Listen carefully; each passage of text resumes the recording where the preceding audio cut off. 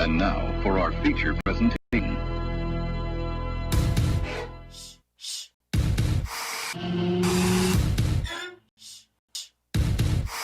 You're listening to the JB and Goldwater Show. Live, loud, and online.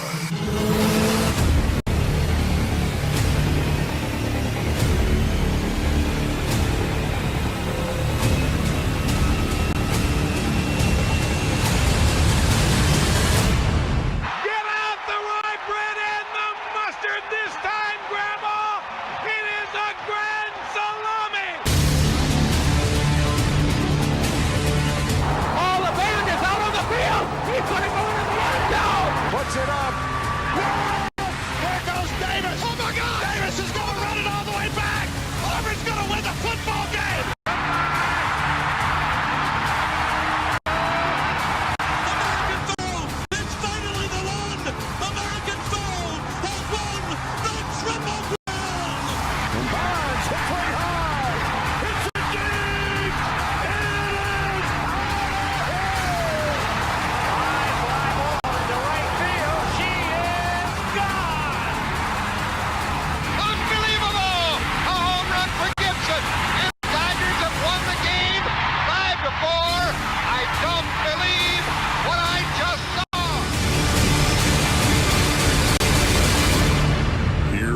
Your hosts, Jamie Bradford and Darren Goldwater.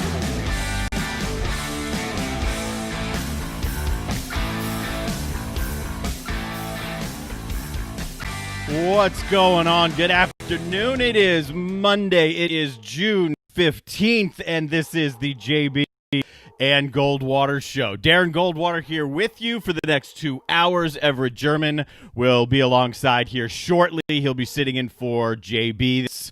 Not this entire week. He'll be here today, and he will also be here on Thursday. And Jeff McCarriger, our good buddy, and the international voice of Cornhole, he will be with us on Tuesday and Wednesday. If you're listening to us on the Podbean app, we certainly do appreciate that. We are live there every day. Then you can find us pretty much everywhere else from just strictly a podcast standpoint. So we appreciate if you are listening on the Podbean app. If you are watching, we are available on Facebook. We are on Twitter. We are on YouTube. We are everywhere you can possibly imagine. And then following the show, it's also still up there and ready to go. Hopefully you don't hear the dog barking downstairs because, that's just part of, I guess, a live production from the house. He probably sees Everett getting ready to come into the house. And with luck, that's not going to be a problem.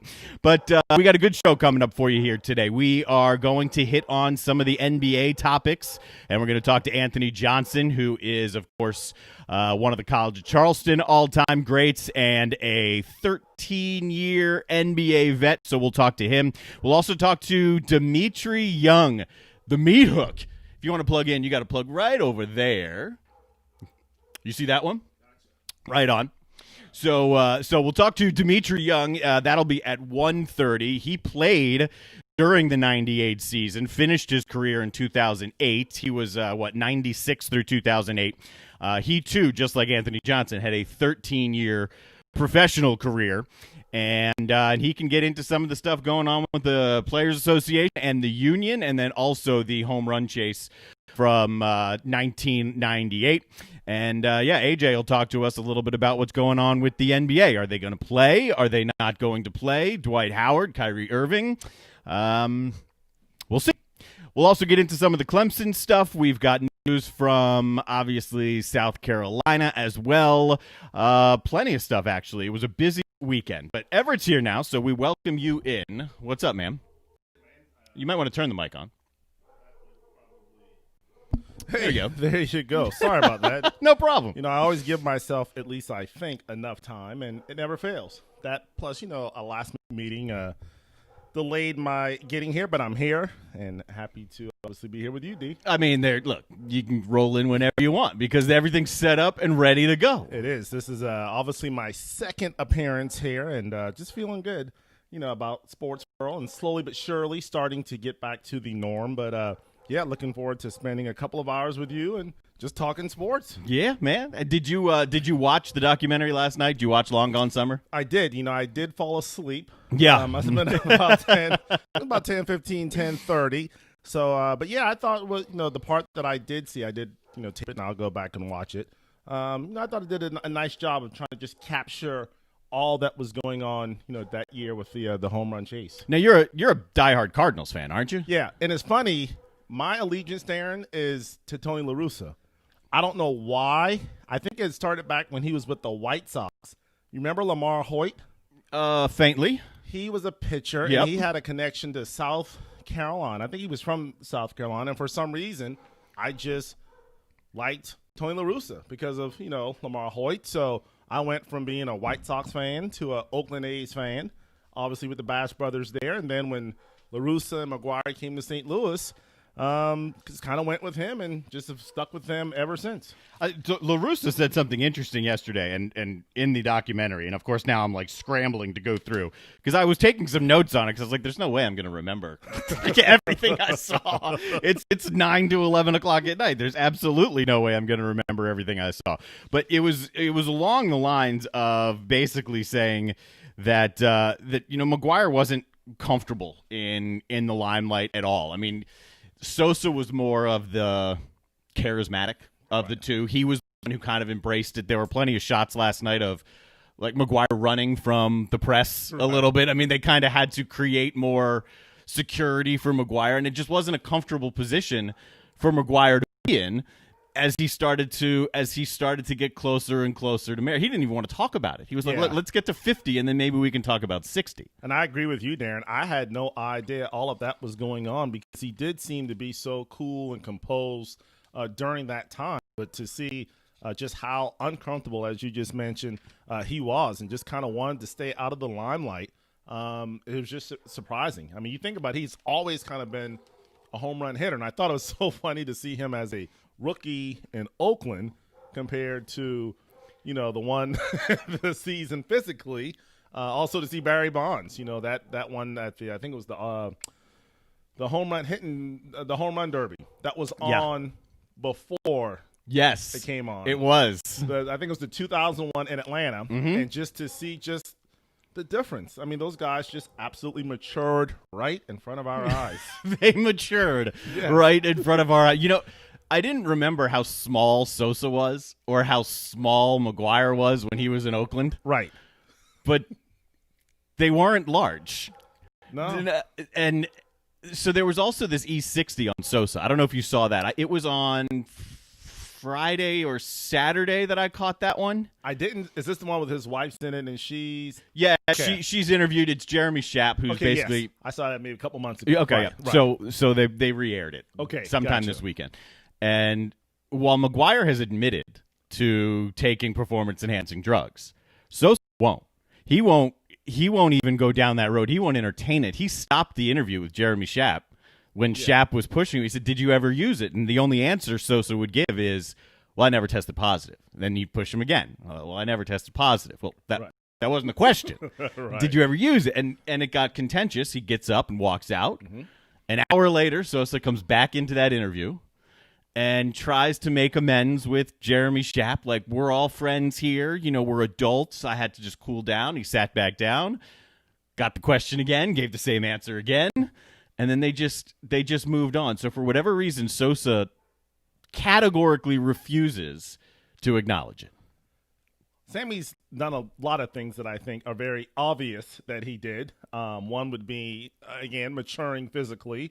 And I know he says it was some disease or something that's caused his pigmentation but it's just really, I don't know, just kind of weird.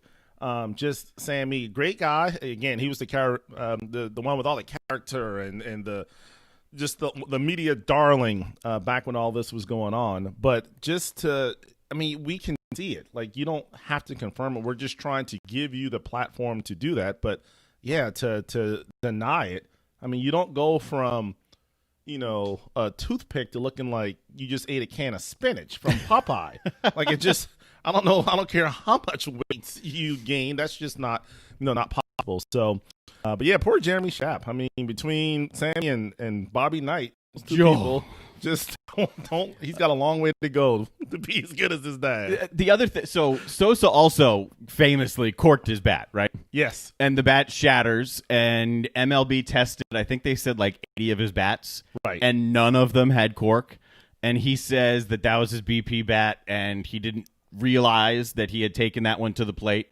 I mean, the point of corking your bat is to make it noticeably lighter with more pop. Exactly. So, Why would you need to do that in batting practice? well, I mean, fine, it can be fun, but don't tell me you went up to the plate and didn't know. Right. I mean, that's again. I mean, again, if you're doing you do that to give yourself an advantage. Yep. And to put on a show. So clearly, you've proven and shown, because that's the only bat that has cork in it, that you can hit home runs without it. Yep. So what would be the purpose of having one just for batting practice? I don't know. I'm interested to hear what Dimitri Young has to say. I met Meat last year. We did a game together. Right. Actually, two. We did a doubleheader out at Point Loma. It was a D2 game. Mm-hmm. And if you Google Point Loma, was it Point Loma Nazarene University, I think is the full drawn out name. It's in San Diego. The stadium is right up against a cliff. And if you bomb one out to center, ocean. Oh. It's spectacular. I mean, and it falls off a cliff and then the ocean. So you can see guys surfing like beyond the center field fence and way out there. It's stunning. So not quite San Francisco, because they have Nope. guys out there in a kayak. Yep. But yeah, this one is definitely sounds a little more picturesque. Yes. Yeah, and you don't have guys out there in kayaks because I don't know how large the cliff is. Right. But if you're super athletic and you dive over the center field wall after a ball, I wouldn't recommend that. Huh. We couldn't put a center field camera out there. That's how little room was between where we would put a camera behind the fence and where that camera would just go swimming, fall off into the ocean. Yeah. But that's where I met him. He lives out there. He's really active in youth baseball. He's also a super active fisherman. I forget exactly what type. He can definitely explain it. I mean, he had rods in his car, right? Like in his Wrangler. I mean, just rod after rod after rod going in between us. He likes to go out and wade into the surf in the ocean, so whatever that's called. And then he said he would take me, but it was a not very nice day, so we didn't do that. So, what was Dimitri's relations to Delman? Delman is his nephew, I believe. Gotcha. Okay. Yes. So, and obviously Delman played here. Right. And he was a river dog and hit the longest home run I've personally ever seen at Riley Park. Wooden bat, obviously, because he was playing for the Dogs, not in college. Right. Over the batter's eye. Yep, center field. And I swear it was on its way up when it cleared the batter's eye. So maybe he hit it into the Ashley River. Yeah, he could have. Not a cliff, but he could have. I'm like, could have hit the police station if he hit it over the left field wall. They have cliffs and we have Brittle Bank Park. Yes. Right here. So over Brittle Bank and into the Ashley River. Yes. It's very good. So that is where. So we'll talk to Dimitri. He is. I just got a tweet from Bobby Harton. So he's a great guy, and we're going to talk about it. Bobby has posted on the JB and Goldwater page. Does it look? Yeah, I think so. He took a picture off Facebook because, oh God, am I actually going to do this? I'll put it on the air here for you. It's not something I am proud of. Uh-huh. I mean, I should be proud of it, right? Is this the picture that your lovely wife posted yesterday? So Bobby just said, please explain this on the air. I mean, at first when I'm like, who is that? Like, why is she posting other guys? And I'm like, wait, that's the goal. Yeah.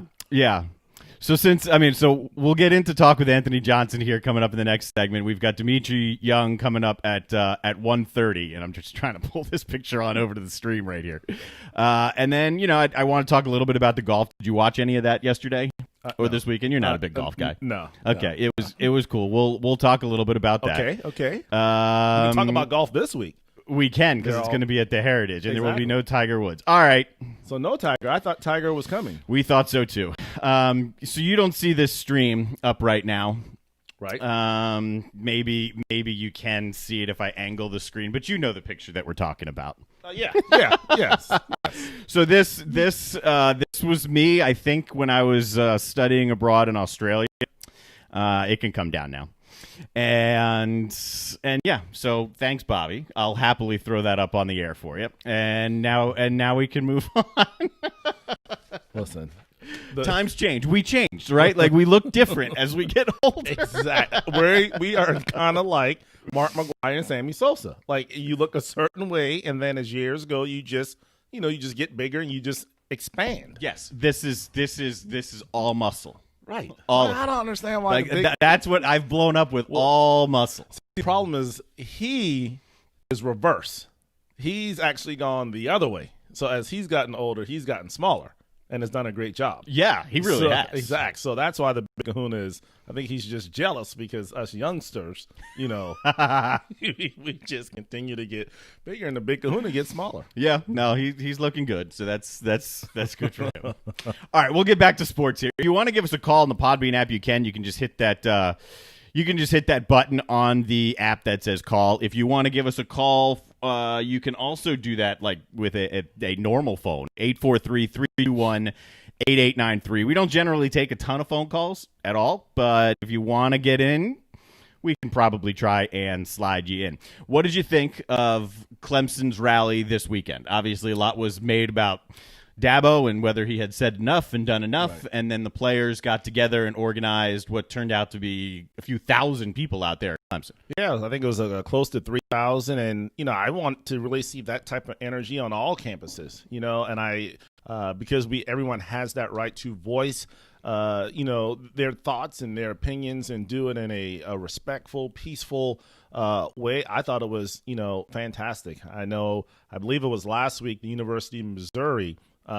They had a march as well, and they marched from, I believe, their football stadium to the governor's mansion or Capitol, whatever there. And then after that, 62 of those players registered to vote. So, wow. When you have those types of movements and, that's kind of a movement with a cause, and trying to change narrative, bring awareness, obviously a lot of attention being placed, on Clemson. And while, rightfully so, it's just amazing that is Clemson the only college in all over the United States that have these issues, or, it's like no one else is getting any attention, So I thought it was a great weekend. Kudos to, Trevor Lawrence and Mike Jones, a couple of other players that kind of led it, but to kind of get that support around it, I thought it was just unique, and hopefully more college football, college basketball, just colleges in general will, kind of have those types of movements. And are you satisfied now, ready to move on? I mean, Dabo apologized essentially and came out with that statement that led to this rally. It was all kind of tied together. Right. You ready to just say, not necessarily let's move on because there's still a lot of work to be done. I'm talking just on the Clemson Dabo. Oh, yeah, absolutely. Yes. Not what more can you get out of it? I mean, he said his spiel. He gave his thoughts on it. So now, it's just time to put those words into action and just bring awareness. So, anybody can say anything, right. But I think it's just a matter now of, let's now put all of our attention and energy into actually making change to kind of just make everything, a level playing field for all. All right. So on that front, the NBA has this plan, I guess, to return to play. And up until, late last week, everything seemed like the NBA was flying along. And We're going to go down to Orlando, and we've got these creative ideas, and we're going to play, and there's going to be a postseason. And then we heard about this large contingent on a call with Kyrie Irving, and then we hear from Dwight Howard. And there are people on both sides saying, look, I understand the point, but are they – do you have to, I guess, not play in order to prove that point? I think it's an interest. I think it caught me by surprise. Number one, but I think it's an interesting conversation to have because are you distracting from making the movement, or are you distracting from that by going out and playing, or are you actually helping? Yeah, and that's the thing, and that's why I'm interested to talk to AJ about it, because it's a situation you can kind of make a cause for both sides. Now, I don't think Kyrie is in the majority. I just think Kyrie has a name, and so the fact that there is a big name person on there. But most of these guys, I think, for the most part, they want to play. I mean, at the end of the day, these guys, that's their job. So just like millions and millions of Americans were, fighting to go back to work, well, kind of the same for these guys. And while this is a cause that absolutely must be addressed, but also they have to address the whole COVID situation as well. So, is it almost like a cop-out? Because, yeah, biplane you can bring attention to. A couple of years ago with the Eric Gardner situation in New York, all those guys wore the, I can't breathe, right. Shirts. Then you also had the Donald Sterling situation with the Clippers where, obviously a racist owner. And the Clippers, remember, this was during the playoffs, Darren, that they were Chris Paul and Blake Griffin, they were not going to play. And Doc Rivers kind of said, let's pause, let's do this. And that's when they came in with the warm-up shirts that were inside out. They didn't want the Clippers across the front, do it. So they're yes, those guys have the platform to make good. And, of course, we know the ringleader, even though he's not the player contact, that's Chris Paul. But, LeBron James. And LeBron wants to play. I'm sure you saw Patrick Beverley's, comment that at the end of the day, if LeBron James wants to hoop, then we're hooping. He makes the rules. Exactly. So, but yeah, so at the end of the day, they want to get back to work. It's just about making a change. You have that platform. Just use it in the best way possible to try to bring equality for all. Yeah, I'm interested to see what AJ says, because I would imagine he's talked with a few guys who are in the league still right now. Right, exactly. And he can give their opinion on it. Did I see that Anthony is now part of the Georgia Southern staff? Is that correct? No, that's the Anthony. Here's funny enough. That's the Anthony Johnson that was our video coordinator. Last year. Okay, so I think I have the wrong Twitter handle for Anthony Johnson that I've put out there. Yeah, because our AJ that's about to come on, he just got on Instagram, and so I was telling him that we'd be calling him on Skype, and he goes like, "Wait a minute, like I can do that off my phone, right? Like how do I need to?" He's not very technical in that aspect. So that might be the AJ that used to work for us last year. Now just took a job.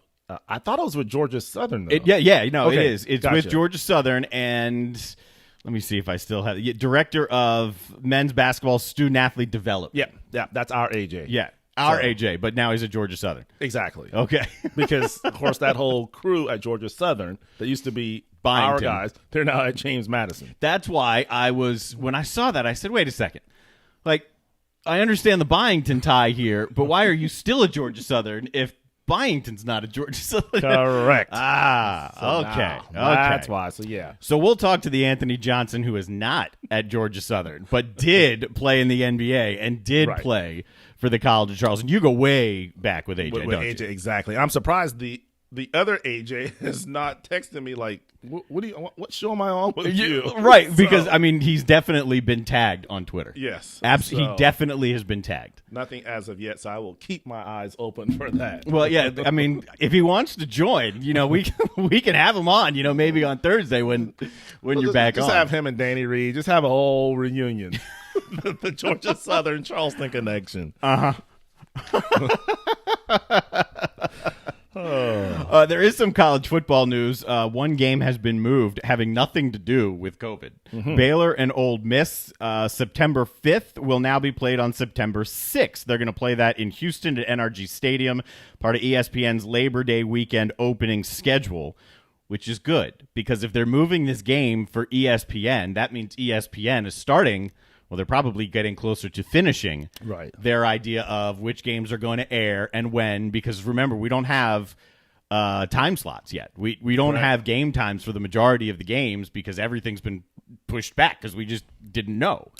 Good point. But if Baylor and Ole Miss have moved a game in order to accommodate ESPN, that means that ESPN's been in touch with them saying this is where we're going to slot you. So they're getting closer. Or the NCAA wants to have all of their rules infraction committees at this game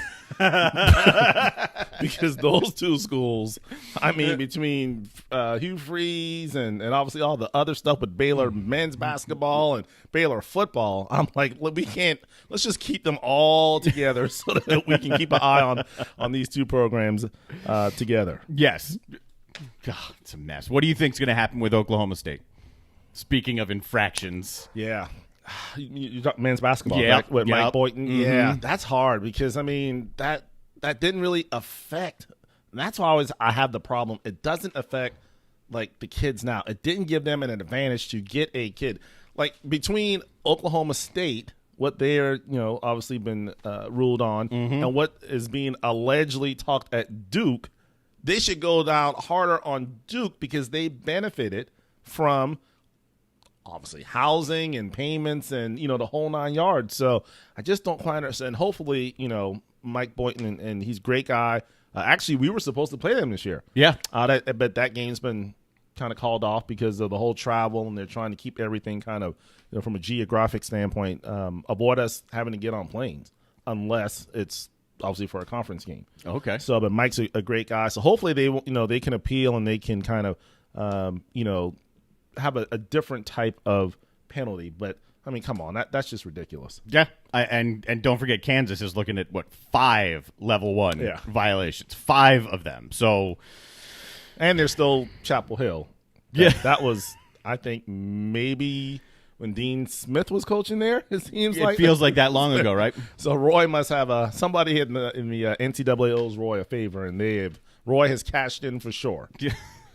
A couple other bits of news, and then we will move on. We'll bring Anthony Johnson of not Georgia Southern, but the NBA. He'll come on and he'll talk about everything that's going on, whether or not they're going to play in Orlando, and what he's hearing. But over the weekend, the Helinski family, of course, the family of the Gamecocks quarterback, they were awarded with the Stuart Scott Inspire Award. I didn't really even know that award existed. I didn't either. But it's pretty cool. So the Stuart Scott Inspire Award for work with Helinski's Hope. So the family was awarded the award for what they're doing with Helinski's Hope. The award's presented by the UFC, which I don't understand that part either.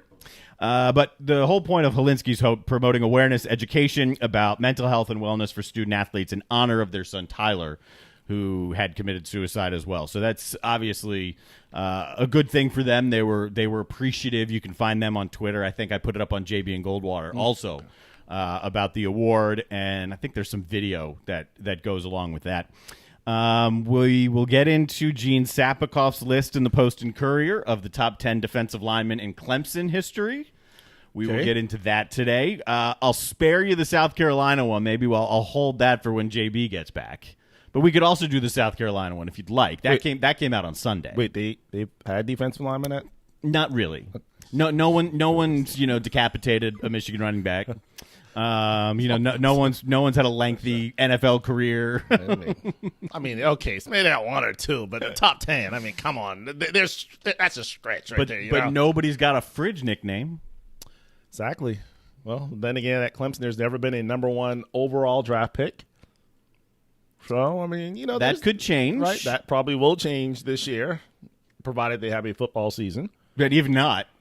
Might even Trevor Lawrence could very well still go number 1. And maybe Trevor can also get the Heisman because, our Gamecock brethren, that's what they love to throw in, Clemson's fans' faces. We, the Gamecocks, have a Heisman and you don't. Correct. And we have a number 1 overall pick.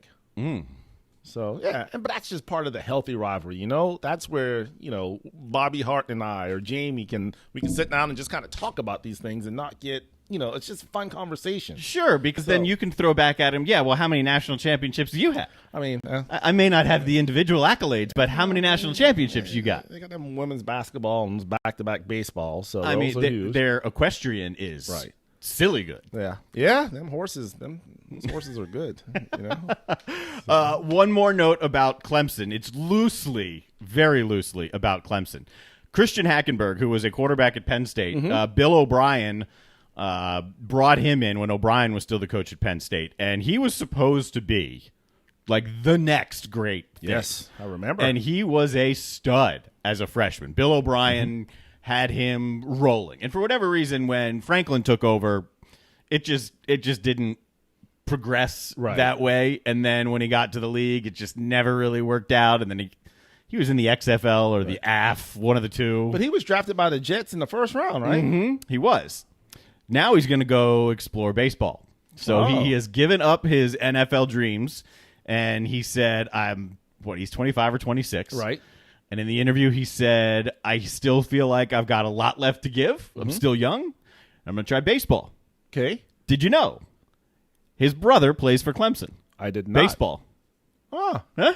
Somebody's trying to get him another quarterback on the baseball squad, huh? I don't know if he would be able to, go back to college and play, but Good point. he may have used his eligibility. However, Very valid but point he there. could. I mean, it seems like it would be a decent place to train if you're Christian Hackenberg. So this would be his brother's a catcher, actually. So this would be another Drew Henson type of situation. Yeah, When Henson, Drew left. Tebow. Henson at least Yeah. played baseball when he was in college. Did he play when he's at Michigan? Well, he was playing in the Yankees system, right? Right. He was playing professional baseball while he was playing football at Michigan. okay. I Oh, think. I didn't even know that. Yeah, I'm pretty sure he was. Gotcha. So at least there was all right, we know. Right. Hackenberg was a good high school pitcher. Prospect, right. I mean, he played in the Big Ten as a quarterback. He was probably a decent athlete. Okay. But at no point ever do I remember hearing anything about Christian Hackenberg in baseball, ever. But that's now his career path. But you would think that would be the one position, though, that would be an easy transition. It's not like you're trying to hit a curveball or, but you're throwing. Yeah. And you're working on your mechanics and getting your arm ready. So, I mean, hey, why not? Samardzija, Notre Dame. That's right, Jeff Shamarja. I know Yep. he's the wide receiver, and Jeff Rancor is another. Now, Jeff never played. Jeff actually signed to go to Clemson. Is that right? Yeah. I didn't know that. And so when the Braves, I believe, signed, that's when he backed out of, because he was either a safety or cornerback. He was like a top prospect. Interesting. And was going to play both, and of course just ended up playing baseball. Yeah. All right. Made a good choice. Coming up, we're going to talk with Anthony Johnson. We're going to get into the NBA stuff and see what else is going on in AJ's world right now, and see how he's liking Instagram. So it's the JB and Goldwater show. We're live on the Podbean app. We are live all across every social media platform, and we will be right back. The tastiest, juiciest, and now award-winning cheesesteaks in the local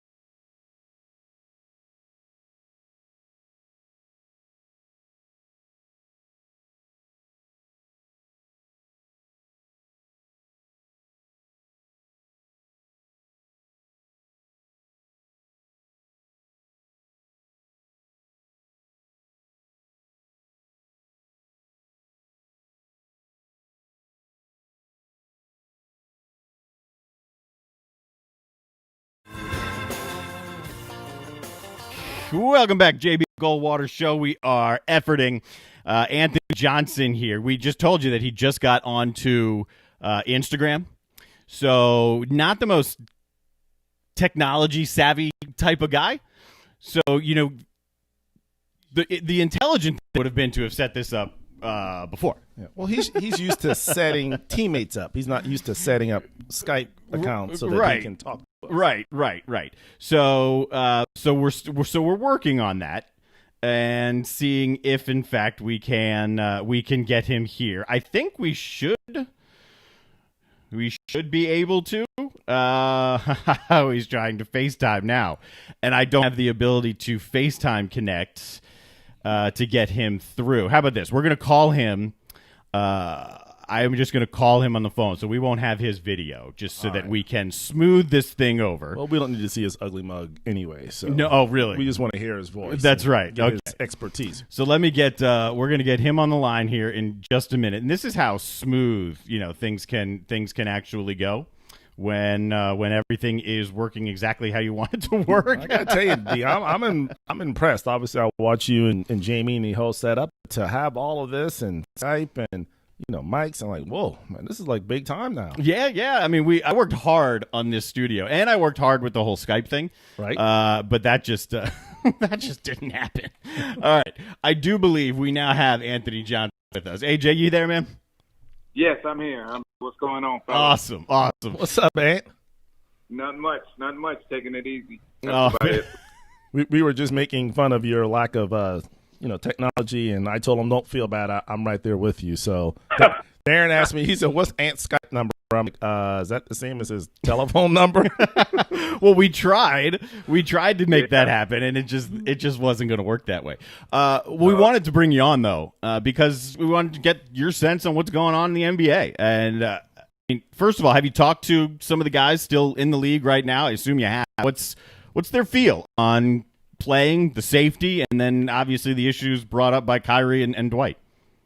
Yeah, I think, the safety concern, being in a bubble for X amount of time and having limited interaction with your family and, just being you basically on a road for approximately 2 months, that's going to be challenging for some of the guys. But I think right now the most important thing and the thing that's out front is the movement of, the Black Lives Matter. I think that is the top concern for the guys.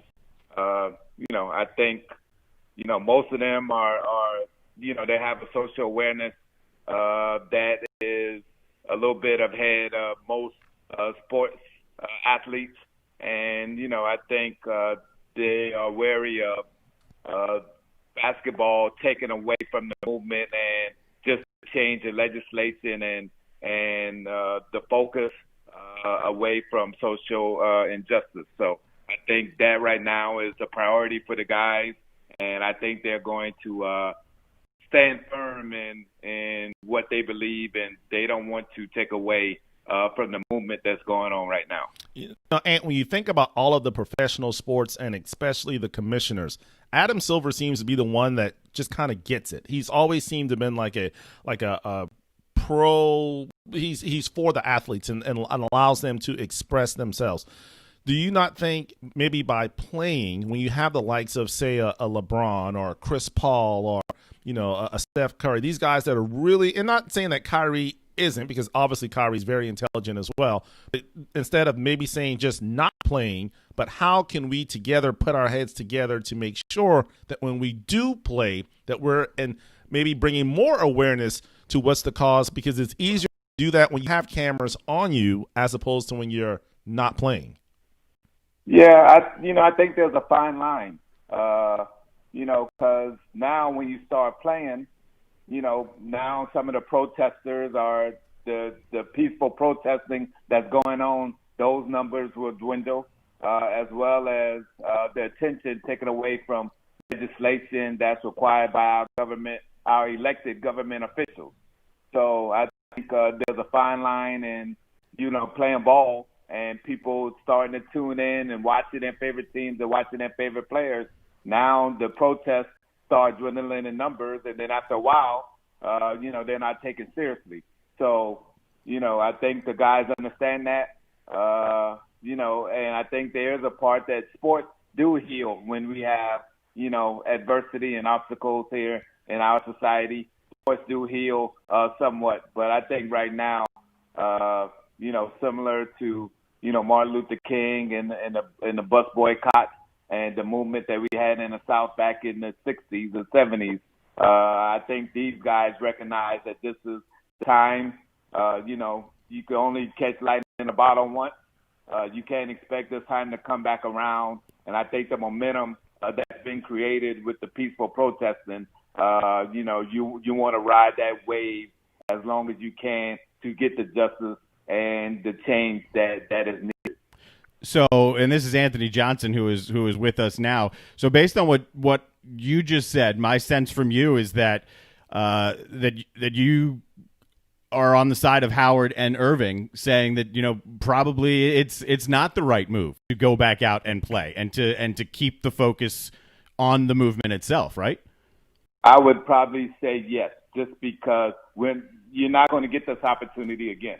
Mm-hmm. I just have a feeling that with the protesting that's going on, I think a lot of chief of police and a lot of mayors, they're allowing people protesting. But in another year or so or 2 years, you try to come back, I think protests may be handled differently.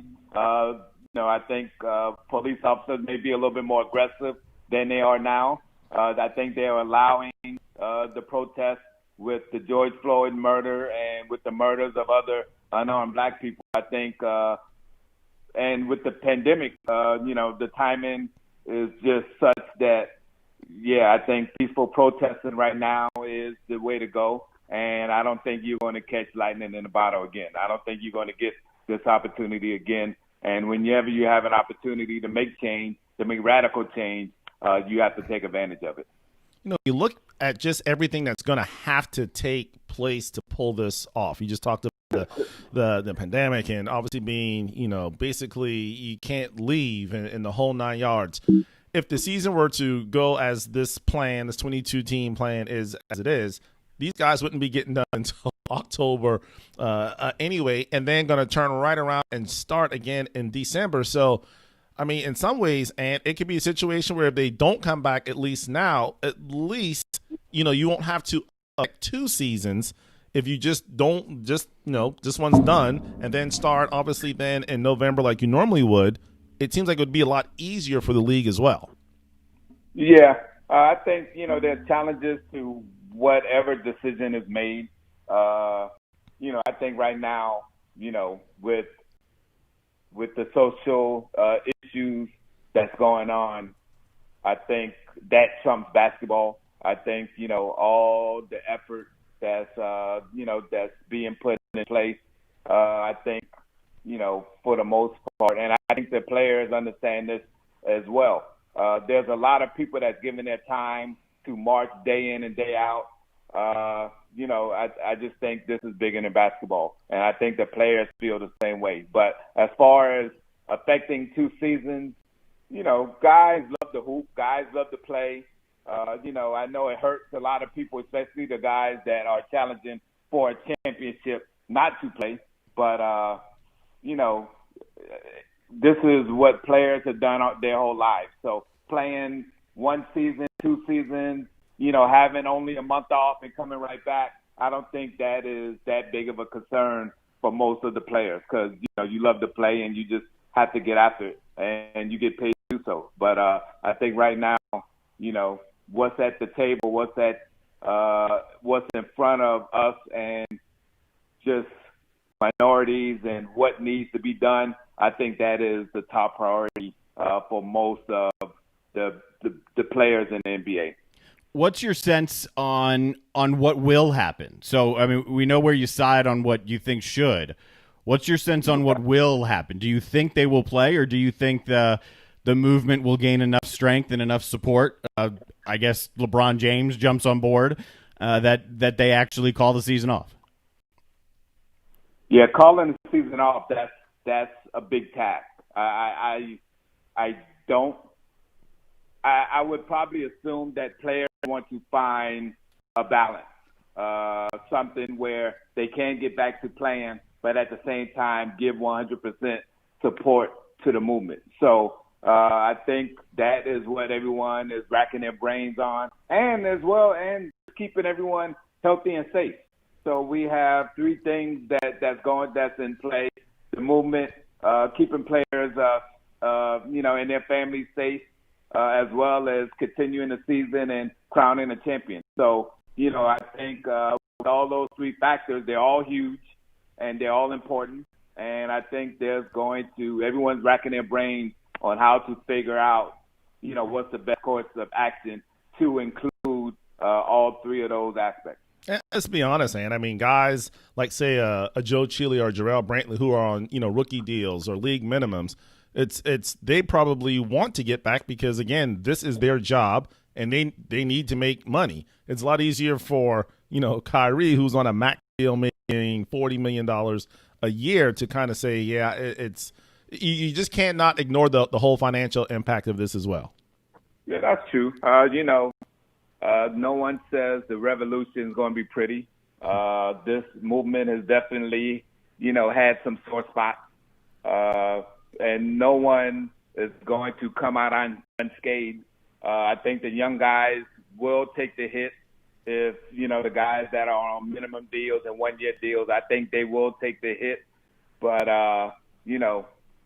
there's always going to be collateral damage in any situation. And unfortunately, this is the time that it's happened. And Joe and Jarrell, they may feel it. But I would probably, if I had an individual conversation with them, I would probably tell them that this is bigger than them. This is bigger than any one individual. This is bigger than, this is a huge deal, a huge task. And, you just got to kind of, bear with it and just understand that you're witnessing history right now. I don't think there's ever been a time when people in 50 states and all the countries around the world have peacefully protest the same cause. And this is bigger than any one individual. This is bigger than any player on a minimum contract. This is something that is resonating around the world. So, you have to look at it from the big picture and just understand that change is needed. People are losing their lives unnecessarily. And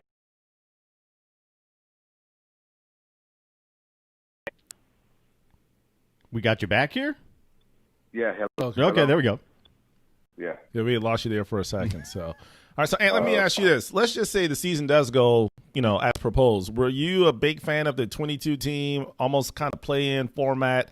Just your thoughts on, the agreement that they've agreed to should there be basketball. Well, the job of the commissioner is try to get the best 16 teams in the playoffs.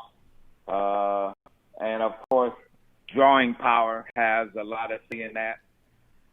So bringing 22 teams is a bit odd because you would probably just assume that you're going to take the top 8 from the East and the top 8 from the West. But, there's some teams that's battling in the West that have some drawing power. And, I feel like the powers that be want to give those teams an opportunity to play their way into the playoffs. So, not to destroy the work of, Memphis at the 8th spot and, some other teams, but there's some teams that's nipping at that 8th spot that the NBA feel has strong drawing power and would like to give them an opportunity to play their way in. So for me, I would probably think it would just be the top 16 teams, but, there's other factors that, the powers that be like to factor in, and that's drawing power of some of the teams. And, that has played a big part in 22 teams being invited as opposed to the 16. How about the owners? I mean, I haven't heard much from the NBA owners collectively here. I know Adam Silver is one of the better, one of the better commissioners that we have in any of the pro sports, but I haven't heard much from the owners. Well, Q's been very voiceful about it. Cuban. Yeah. Yes. So, other than Cuban. right. Other than Cuban, I haven't heard much. Will they be on board with whatever the players feel is the right way, or could we see another like drawn out Major League Baseball thing that's going on? Yeah, I mean, you have Mark Cuban, who's one of the more progressive owners that kind of has a good feel for his team and what's going on around the league, as well as Michael Jordan. Those are two owners that, the only two owners that's really spoken out. I can't really speak for anyone else, but the fact that they're silent, that says a lot without saying anything. But, Adam Silver, he's a great commissioner. He's probably, I know if David Stern was here, David Stern would probably be like, let's go play ball. And I don't care about what you guys feel.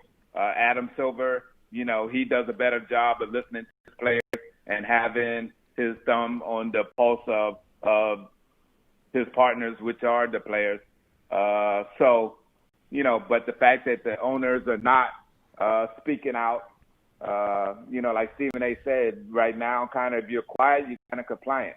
And that's just unfortunate. It's unfortunate because we all know that what's going on and what's been going on for a long period of time is wrong. And we need people such as NBA owners, NFL owners, NHL owners to stand up, acknowledge it, and put their best foot forward to help make change.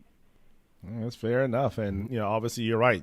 Sometimes silence is just as loud as people coming out and saying just something in general. So, again, if you have that platform and you have that ability to use it, you got to do what's, best and, just think of the bigger cause. And hopefully there'll be a way that they can all just kind of figure it out what's best for, for everybody, whether it be, the players, the owners, the movement, like everything.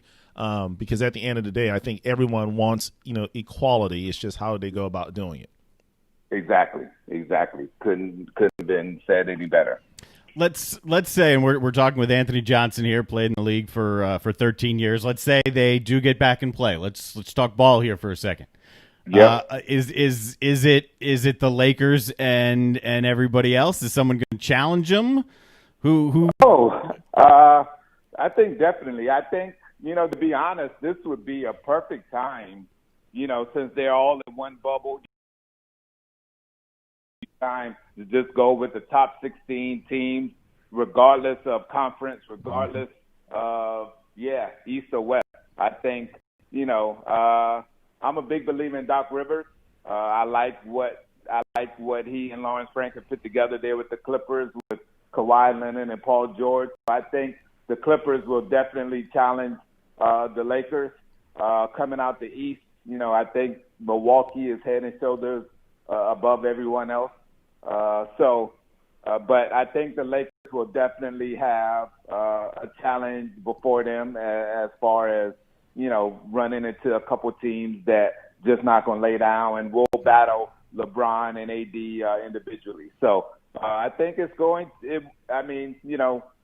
it does happen, I think we're going to see some good ball, and we're going to see, some teams, that fight for it, given everyone is healthy, everyone participates, and it all goes as we are accustomed to seeing the playoffs go. That's what I was just about to say, that, you think about it, the one thing that really sets up for this, should there be basketball to be the best playoffs, is everyone's had 2 months to get healthy. Yeah. So you got Zion that's back healthy.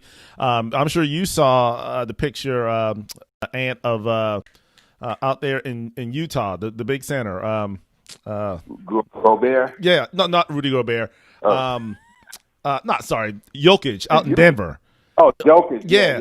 Who's dropped a little, 15 or 20 pounds. Like, he looks like he's in his best shape. You got CJ and Dame out in Portland. They're both healthy. And so everyone's back healthy now. And like you said, the Clippers with that bench.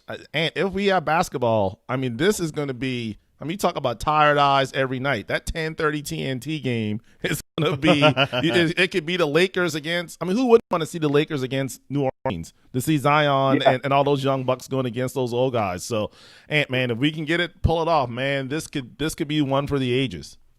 Yeah, I agree with you.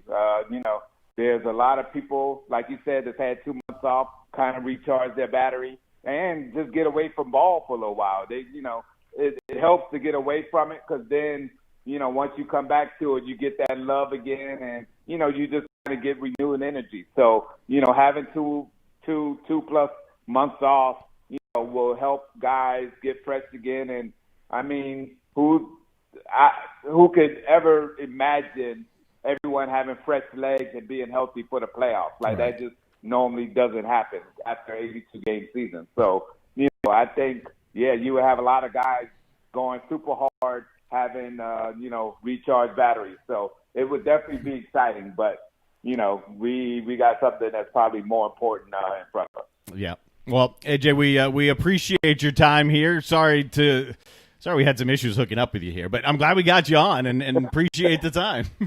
Yeah, no worries. Anytime, fellas. Anytime. All right, man. Good stuff. Thanks, We'll talk it, soon. man. So that's Anthony Johnson, played in the league for 13 years and some obviously some good thoughts. What are your takeaways on what he was saying about just trying to find the right balance, not just with the movement and health, but but from figuring out how to play? I mean, the three things he kind of laid out there. That's what it's going to come down to: is, are guys willing to sacrifice for the bigger cause? When I say guys, that means the guys that make $40 million down to the guys who make, I think the NBA average or minimum is like 500, 600, whatever, thousand a year. Because those guys are the ones who are really going to take the financial hit. And with all of the money in the NBA, the billions and how big it is in other countries and all, hopefully they'll be able to kind of take care of those guys if that's the direction that the league wants to go to, in terms of, we're shutting it down, we're going to help fight this cause, and then kind of put all of our attention into, obviously the 2021 season. What's your sense? Do you think they're going to play? Yeah, I've always said it's one thing for the right cause, which is obviously needs to be the top priority. But when you're talking we're not talking Everett and Aaron money. I mean, we're talking like money, like words that begin with B's. Yeah. They're just going to have to figure it out. I think the whole COVID situation, they can easily rectify. I mean, the NBA they probably could buy Disney if they want to. They could buy their own little corner and have 4 or 5 hotels and, make sure there's only NBA personnel, whatever there. But for the cause, there'll be, maybe certain shirts worn, or maybe commercials during the broadcast, or, some type of education or just something. And it could be even like, law enforcement night, where only law enforcement people can come, to the games and kind of bring that awareness, because those guys have the faces, they're recognizable. And so from that standpoint, I think that Adam Silver and those guys, they'll figure out a way to help the movement, but also be able to continue business for them. That's a good point. I hadn't thought about it that way. The fact of, why can't we have not like gimmicky promotions like minor league, but promotions in the sense of the movement. So right. Like you said, law enforcement night, or some type of, rally night, or Exactly. anything like that, so that the few select who can come in, fans, right. the message is clear. And as we know, they are more good law enforcement than not. Yes. I mean, that's just the bottom line. There's no disputing that. So for those guys that get it right, I mean, I could rattle off 15 cops right now that I know get it right, go above and beyond. Those are the ones that unfortunately aren't being heard and aren't being featured. Now, it's kind of funny, Darren, we were talking about this. Like, this is why I wish some cops, shows like Cops and Live PD, and which show law enforcement in the right manner and doing it the correct way. That's what we need to flood, media with, because they get it right. And you feel kind of bad for those guys, but there's no doubt. I mean, yeah, there definitely are bad apples, within law enforcement. And the sooner and quicker we can cut those out, and maybe this may be an opportunity, Darren, for the good guys to say, you know what, enough's enough. We're not going to be turning a blind eye. We are going to throw you under the bus. We're going to turn you in, because that's who's putting their life in danger. Mm-hmm. Not necessarily the protesters. It's the bad cops that do this. That's the ones that's killing, no pun intended, the good ones, and enforcing them out. So I think a lot could be done. You just have to use the platform the right way. Mm-hmm. And hurting the overall message. I mean, right. Exactly. All right. Well, We are partly presented by DB's Cheesesteak, and I don't mean to make you hungry here, but I'm about to, because you can go to DB's, you can have them deliver. They're on every delivery app you can possibly think of. So if you're not comfortable going out, that's fine. You can order DB's Cheesesteak delivered to you. Jamie loves, and he talks about it all the time, the buffalo chicken cheesesteak. It's got onions on it. It's got the great, soft bread. Okay. And it's a unique type of cheesesteak. But, I mean, if you want the best type of cheesesteak, hoagie, you can get a hot dog burger. You can get their boardwalk fries, so the Old Bay seasoning on the fries as well. DB's Cheesesteak. They're in West Ashley. If you do want to go, they're in the Avalon's not the word. Avondale. Avondale. The old Krispy Kreme location. Yes. So they're in Avondale in West Ashley, not the makeup, I think. If you say so, I'm that's what happens when you're in TV too long. You start to figure out names of makeup companies. Avalon. Okay. Dirty little secret, right? Almost every guy that you see on TV, well, obviously women are wearing makeup. Right. Almost every guy you see broadcasting a game, play-by-play analyst, they are wearing makeup. That is happening. So the makeup that I use, now you could go the really professional route and go to the Mac store, MAC, not the computer Mac. Gotcha. And have it all professionally done.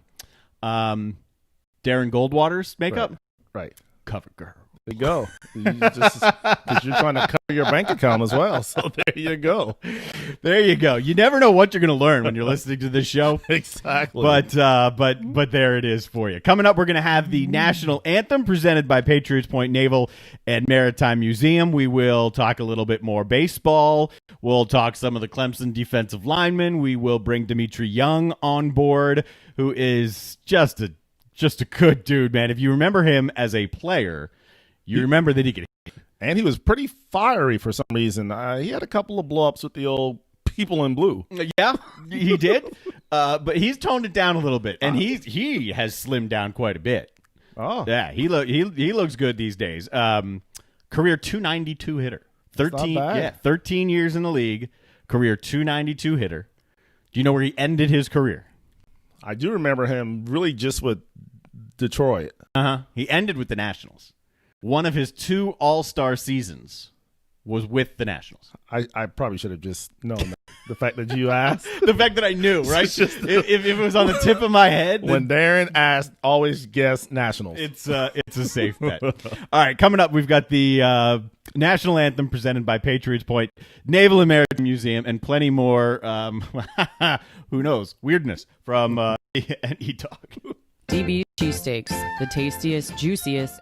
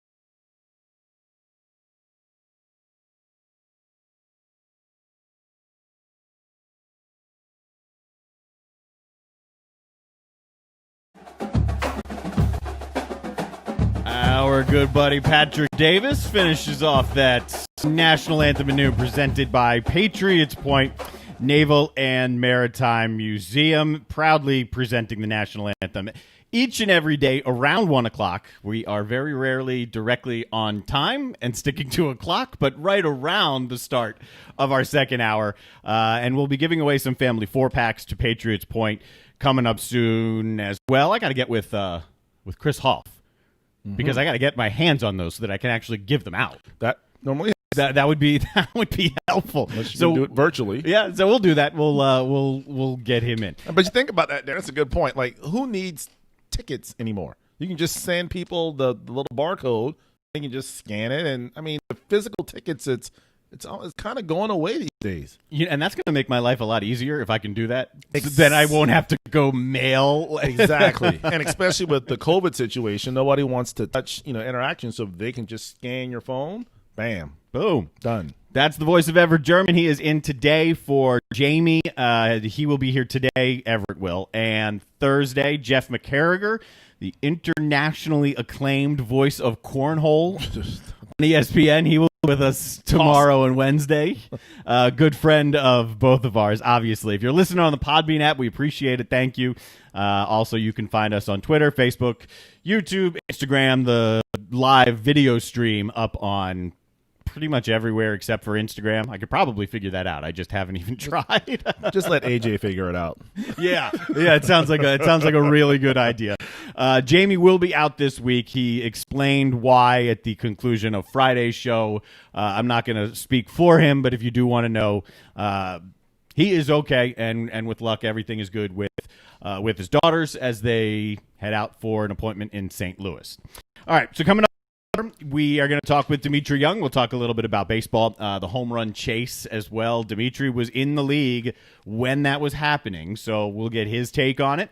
I haven't talked to too many big leaguers, former big leaguers who were playing during that era. Right. So I'm interested to hear his take. I mean, mine, the whole performance-enhancing thing, it's virtually impossible to tell for the majority of them, who was using and who wasn't using. And there was a substantial portion who were. Right. So I have trouble really coming down hard on a lot of the guys because if I don't remember which one it was, McGuire or Sosa. It must have been McGuire because Sosa hasn't admitted to actually using anything. Right. But McGuire was certain. Yeah, if I didn't use anything, absolutely. I was in his words, born home run hitter. Right. Absolutely, I could have broken that record. Kind of like his rookie year in Oakland. The Bash brothers. Yeah, exactly. So, you're right. Not all steroid users look like, McGuire and Sosa. Some looked like Rafael Palmeiro. Some looked like Brady Anderson. Guys that didn't necessarily bulk the way those guys did. But so yeah, I mean, it's one of those situations. And we talk about this, like Barry Bonds, for instance. He's another one that kind of grew. But I mean, Barry was a solid hitter before that, back in his Pittsburgh days. So I think the whole steroids, maybe instead of hitting a 400 or 333 foot out, he's now hitting 438 yard bombs. So, from that standpoint, yeah, it did obviously. And again, people don't cheat if it's not going to give them an advantage. So clearly there was something that, obviously made them feel a little stronger. But, at the end of the day, you still have to be able to make contact with the ball in order for it to, to go. So you still have to have some skill in it. So, yeah, it'll be interesting to see what, Dimitri thinks, or he's just sitting in a dugout as he's watching these home runs thinking, well, heck, if I was taking steroids, I could be hitting home runs too. Yeah, you never know. Well, here's an interesting stat. This was put out there this morning from Paul Pabst, who's one of the Danettes for the Dan Patrick Show. He tweeted this out. How many home run seasons did Barry Bonds have of at least 50 home runs or more? I'd say 4. 1. Oh. The year he hit 73. Okay. Bonds had 1. Sosa had 4. 60-plus home run seasons. Obviously, Bonds would still be 1. Right. Sosa, 3. 3 years of at least 60 for Sosa, 4 years of at least 50. Bonds, who would have been a Hall of Famer prior anyway. Right. And now he may never be. One. Just that 1 year. That shocked me. But a lot of it could also be due to the fact that when he was really in a groove, I mean, he was like hitting everything and never striking out. And so you were either walking him intentionally or he was hitting a home run. He didn't have the opportunities. Kind of like, not that Tony Gwynn hit home runs, but yeah, those situations, those guys, probably got 1,000 less or 500 less at bats because, like you just said, you knew if you were anywhere around the plate, those guys were going to hit it. Yep, that's right. Just quickly a follow-up on that Anthony Johnson conversation that I meant to get kind of right when we came back. ESPN tonight does have a 2-hour special. I don't know if you've seen this. It is the return of sports. It will be Mike Greenberg hosting. Okay. All 6 professional league commissioners will be involved. The conversations are pre-recorded, which I would kind of like them to be at a round table, but I guess in this pandemic age, maybe they didn't want to throw a Zoom up with 6 different windows. I don't know. But the conversations are pre-recorded, so it sounds like it'll be Greenberg one-on-one with each individual commissioner. So Goodell, Silver, Manfred, Bettman of the NHL, Garber is MLS, Don Garber, and the WNBA commissioner as well. Gotcha. Just from ESPN, reading directly, Greenberg will speak with each league commissioner about his or her sport and the approach to return. Topics will include health and safety of players, workers, the economic impact and plans going forward, games without fans and potential broadcast innovations, the consequences and legacy of asterisk seasons, and the potential long-term impact of COVID-19. So it's pretty wide-ranging conversation tonight. 2 hours on ESPN. Mike Greenberg will, I guess, moderate, for lack of a better word, and he will interview all of the commissioners. And it'll be interesting to hear where they're in lockstep and where they kind of diverge individually. Because, everybody is different strokes for different folks. And so definitely, Roger Goodell, he has a little more time. He outside of maybe training camps opening up within the next, 4 to 6 weeks, but his season doesn't start till later. All those other ones, their season should be going on now. So it definitely is going to be interested to see what they say, I'll definitely be tuned in. Yeah, and we know MLS has a return to play for. They've already announced that. They're going to go down to Disney World also. We know the NBA's plan and what's going on with that. We know baseball has no plan. Still up in the air. I'm looking right now to see if anything has happened, whether or not there actually will be another proposal given or if they just throw their hands up and allow Manfred to dictate what the season will be. Because that's kind of gone overlooked a little bit with all the bickering back and forth. Part of their initial agreement post-COVID, but the initial agreement to come back was, look, if we can't settle everything, the players did agree to allow Manfred to unilaterally say, all right, this is what we're going to do. So that is on the table. He can do that. And that's why so many are still confident that baseball is going to be played, because Manfred will say, okay, we're going to play, and this is how it's going to be done. Yeah, maybe players don't understand that Manfred works for the owners. So he's going to do whatever the owners kind of tell him what to do. Yep. Which means good. We'll have baseball and the players, but the interesting thing will the players come back? Exactly. Or will they say, I'm not coming in, so now you got a Yankees team that doesn't have, the big names, and it's just going to be, it's just a tough situation, Darren, because you shouldn't, but easy for me to say, money in front of, obviously your health and your well-being. But that's not even the case here. Like, the baseball players want to come back. It's just they want more money. That's a different situation than what the NBA players are saying is, like, some don't want to come back because they don't think it's safe. So, but the players, that hasn't been discussed much, the safety of the whole thing. Everything that's floating around publicly, and this is probably by design, you haven't seen much about, other than early on, like rumors of ideas, quarantining everyone in Arizona or quarantining everyone down in Florida. You haven't seen much safety issues about COVID for these players. And some of them have been pretty outspoken about that, whether or not they feel comfortable and what baseball will do in order to make them comfortable. And then whether they want to deal with that, if they have to be separated from their families and whatnot. It's funny because everyone wants to go to Florida. Well, if everybody goes to Florida, how safe is it there? I mean, if you got soccer in Orlando, you got the NBA, in Orlando, you got baseball. I'm sure, the Braves, that's where they have their training camps. So I'm sure there'll be some spring training. I'm sure there'll be some baseball games there. Well, you can't have everybody, right there in Orlando. It's going to mess things up. So, yeah. It's a tough situation to be in because, again, we're not talking about, thousands of dollars or millions of dollars. We're talking absolutely billions of dollars that are in jeopardy of being lost. Here's something interesting. Ian Rappaport is reporting several Cowboys and Texan players have tested positive for COVID-19. Ezekiel Elliott is one of them. Sources have told Ian Rappaport none of the players were believed to have been in their team facilities. The teams have followed proper health protocols. Another report per the source, Ezekiel Elliott, the test came back positive last week, or he tested last week, and it came positive. So I'm telling you, man, it's looking dimmer and dimmer. I mean, I'm sure you saw also the report about Ohio State, asking players that come back that they have to sign a release saying that if they were to essentially contract, like they can't go after Ohio State. Well, who's going to do that?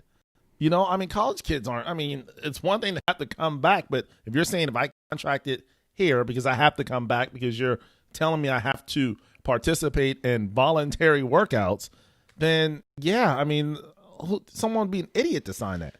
Did you see what happened at the University of Houston? I did. Was it like 4, 5? 6 guys. And they were what the athletic department was thinking at Houston. They did not test the players upon return to campus. Well, that's a lawsuit. So they didn't do that. Following a workout, a football team workout, 6 players were showing symptoms and all tested positive. So Houston has shut down their voluntary workouts for the moment. So who knows how many other people have come in contact with those because they tested following a workout. Yeah. And just make too much sense to have everybody practice starts at 10, everybody come at, 8 so they can get their temperature checked, the whole 9 yards. I'm with you though that I want to be optimistic, right? I want we need sports. We really do. But this state being one of them. Right. As the numbers just start to spike again, is that going to lead to safety concerns? Right. Yes, is the answer. B, will it lead to like a full stop? Yeah. Are we going to hit the pause button here? Because you can't, I mean, you are literally putting liability by making these things happen. So unless it's one thing to be a fan and go to Johnson Higgins Stadium or go to TD Arena or go to Williams-Brice or, Death Valley and say, I am going here on my own. Yeah, that's one thing. But when you're the actual participant, that's something that's completely different. Of course, people can say, well, just you don't have to. Well, if you're on scholarship, then yeah, you kind of have to. You kind of do. Right. And a lot of schools have said, look, we're not going to pull your money. And I believe them. I'm sure they won't, at least for this year. But who knows if you choose that you don't feel comfortable, they have to agree to your wishes here. But that happens down the line. I mean, then what type of backlash do you get from teammates, from coaches, from fans, whether or not that matters? All these guys that play football, not just football, basketball as well. Well, they all, not all, but the majority have aspirations of playing at the next level. Mm-hmm. Well, if you're not playing college, it's going to be kind of hard to play at the next level. Now, there are exceptions where people may not have played. We talked about one earlier, but that's highly unlikely. So you need to be able to have your resume, which your resume is your game film. Mm-hmm. Of course, there are combines and things of that nature, but it's kind of hard to get an invite to a combine if they don't know who you are. Yes. So it's but yeah, Darren, I was very optimistic maybe, I don't know, 2-3 weeks ago,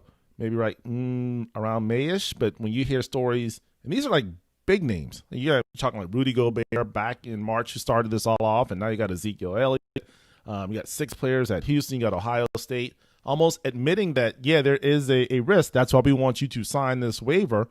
I mean, it's not looking good. I'm in your boat. That a couple of weeks ago, I'm thinking, okay, and you're hearing all of these positive things, especially from college athletic directors and coaches. Right. You haven't heard a thing yet about, let's tap the brakes. Lincoln Riley has said that the Oklahoma guys aren't coming back till July. Houston now has just done that, but otherwise, you hear coaches and commissioners saying, here's our plan for 50% capacity. Here's our plan for 100% capacity. We're going to play. Right. I mean, how hard is it to just simply, I'd rather over-test than under-test. Yeah. Just for everyone's, sanity and knowing that you're not, maybe somebody who's asymptomatic or anything that could be going on. So at this time, these are people's lives, and in college, people's children that you're talking about, which even that conversation is a little different between a professional athlete, and a college student. So yeah, it's there's a lot of work to be done in this situation. There is. German is with us. He is in for Jamie Bradford today. We'll have Jeff McCarriger tomorrow. We'll also have Adam Amin, formerly of ESPN, now with Fox Sports and the voice of the Chicago Bulls on television. Nice. So good things happening for Adam Amin. He'll be with us tomorrow to help us break down Jeff's cornhole broadcasts. Okay, yeah. But I don't know. We'll talk to him about, just it's not an easy business. Well, trust me, it's not. Jeff's probably rooting for there to not be football, so we all can be tuned into cornhole on Saturdays. I mean, he's probably live sports. He's probably pushing for game day from. Where was he this past week at the Sixers training facility? Somewhere in Delaware. Yeah, game day from Delaware, getting ready for the cornhole match that night. So, all right, I promised that we would get to this list from Gene Sapikoff here. That's in today's Post and Courier. If you go online, you can find yesterday's list, which is the Gamecocks' best 10 offensive linemen. Would you care to venture a guess? Number one, best defensive. I said offense. Right. Defensive lineman in Clemson Tiger history, relatively recent. Oh, so it's not going to be William Perry. No, but he is very close to the top. So is he going to go with Christian Wilkins? He is. Wilkins, a part of the 16 and 18 national championship teams.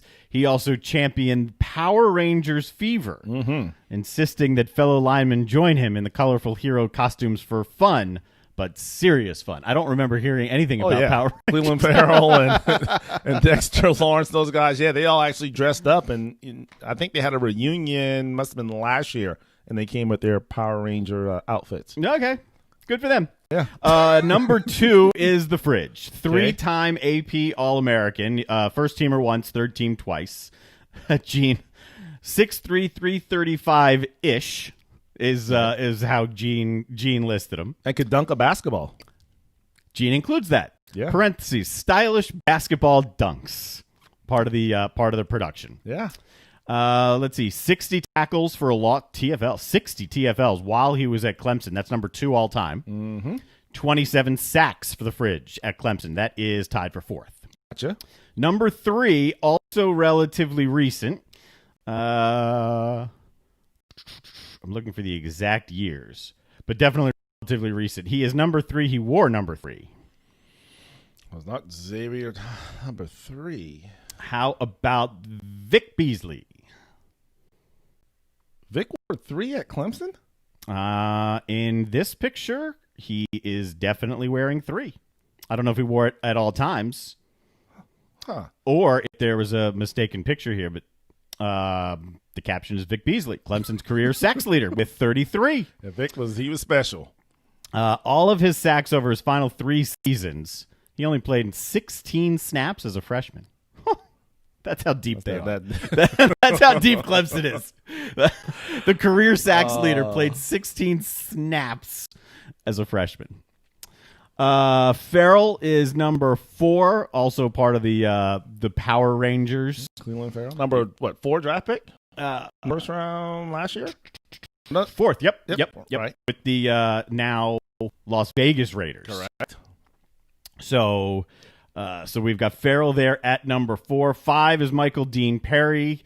Okay. 6 is Bowers, Daquan Bowers, unanimous American in 2010. He was like the number one prospect coming out of high school. Only Clemson player to ever win the Nagurski Award. I did not know that. Okay. Yeah.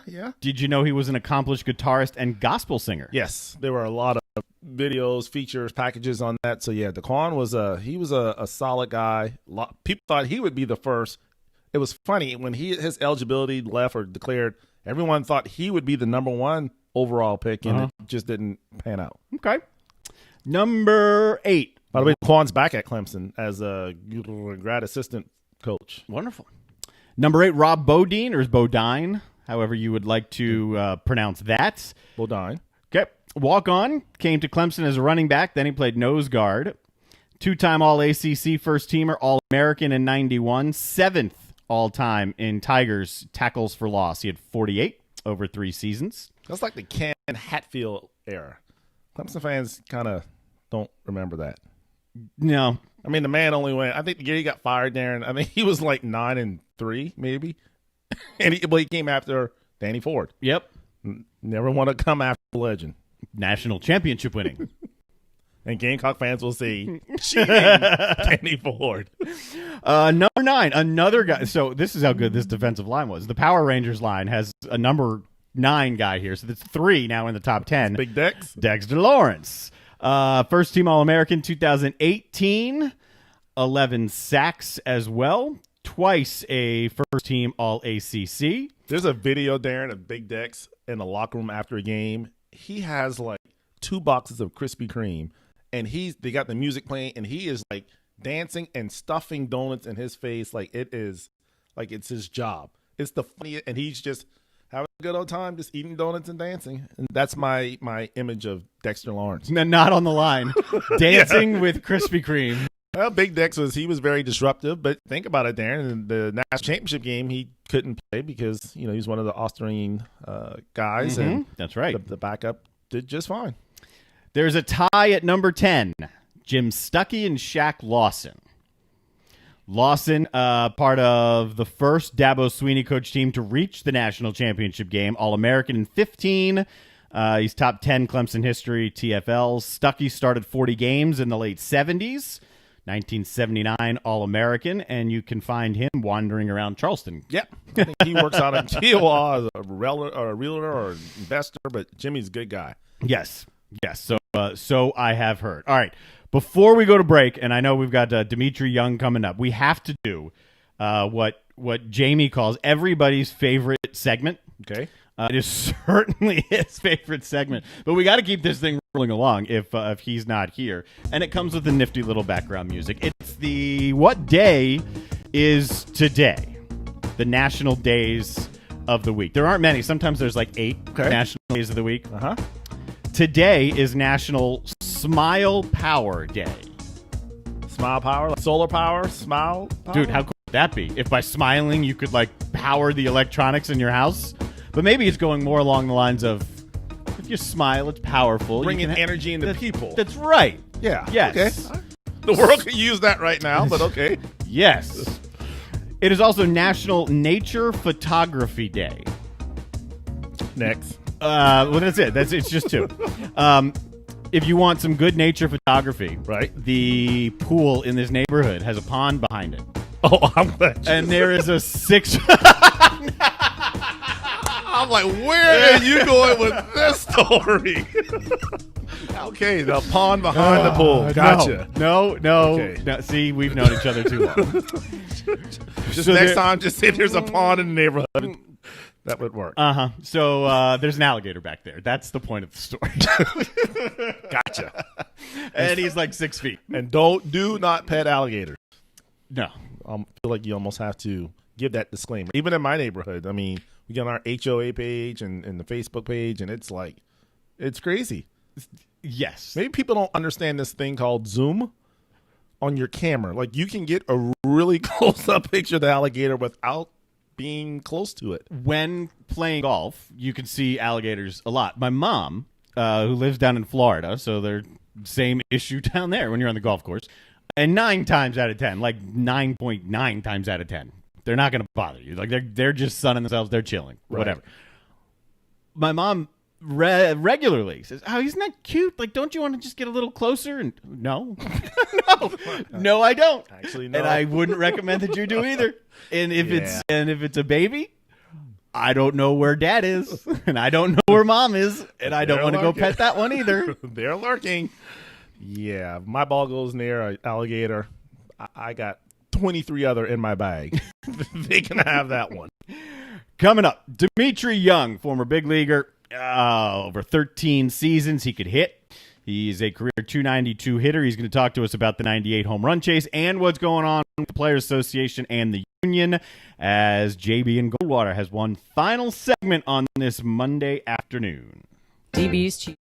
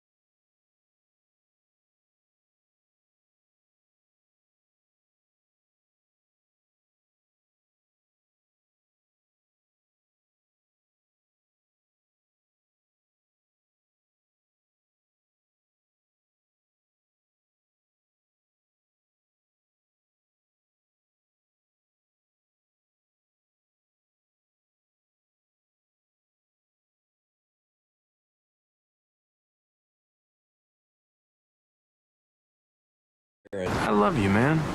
I love you too, bud. I love you, dude.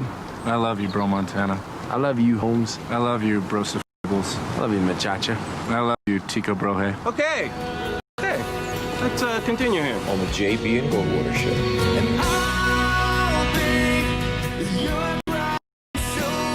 Final segment, JB and Goldwater on this Monday afternoon. All production credit, by the way, goes to Jamie Bradford. He's the one who really could be on the national scene as a full-time producer if he really wanted to. He is that good. Time to welcome in Dimitri Young from somewhere out in California, man. You're looking good. Where are you here? I'm in a place called Camarillo, California. Very It's in good. between LA and Santa Barbara up the 101 coast. All right. How, the weather good out there? You know what? I don't see a cloud out in the sky right now. It's beautiful right now. And I'm indoors. Oh, yeah. All right. Good stuff. So, Dimitri, we wanted to bring you on here because you played in the league for, 13 years. You were in the league during that home run chase. So we got a lot of things that we could talk to you about here. So, first and foremost, I want to talk about 98. What are your memories of 98? We'll start there.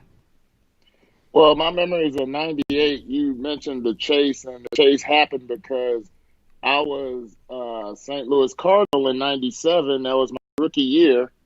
And the end of July, they traded with Oakland for a big, tall, redhead, muscle-bound, home run hitting machine. So the Cardinals moved me to the outfield. First, they optioned me down. I had an option. That means that for those that the listeners that don't know, if you have an option, that means the team has control of you, whether you play in the big leagues or not. And they can send you down at any time. And they sent me down at that any time and brought in Mark McGwire. And he was an instant success. This guy is a beast. And so it wasn't until a freak accident that happened in Montreal where John Mayberg got hit by a foul ball during batting practice where I was called back up. And so I got to experience a little bit of that 97, hitting in the same group as Mark McGwire. Let me tell you, when you have to hit behind Mark McGwire in batting practice, that is the toughest thing to do. This guy's hitting it upper deck regularly, and I'm barely able to. No, I was powerful enough to, at least get it a few rows back. But when you're having to follow somebody like Mark McGwire, it was like Ray Langford, Brian Jordan, Mark McGwire, Dimitri Young, rookie Dimitri Young. And I thought I was going to just hop in there first. They no. Yeah, I have to hit after him. And I was like, you don't like hitting last? And Big Mac didn't like hitting last in the batting practice group. So I got to wear that badge of honor. And so after the 97 season, I got traded to the Reds, but there was a whole lot of stuff that went in afterwards where I was left unprotected, and then I went to the draft, but then I was traded back because I was a player to be named. There's some stuff Jim Bowden did. And so the 98 season began, just like anything else. I was just happy to be in the big leagues and being on a team that was giving me an opportunity. But as time went on, and Cincinnati Reds, we're in the same division as the Chicago Cubs and the St. Louis Cardinals. So they came to our place 3 times, and we went there 3 times. And at the beginning, it was just like, Mark McGwire hits a home run. Woohoo, that's what he does. Sammy Sosa hits a home run, and this is where Sammy starts coming into his own. Because he hit 30 home runs before a couple of times. But, this is a whole nother level of baseball that we're seeing here. And by mid-season, right after Sammy had the 20 home runs in June, first and foremost, 20 home runs in June. I didn't have 20 home runs the entire year. And so watching it progress, and then, of course, by the time you get to September, you had a pennant race going on, and we were in 4th or 5th place. So we were playing spoiler. Or as Ken Griffey Sr. told me, this is salary drive. And salary drive means it doesn't matter how you start. However you end up, what's going to end up on the back of your bubblegum card is going to make a difference of you're going to get a pay raise or you're looking for another team to play with. And so early on, I was always a streaky player, especially the second half.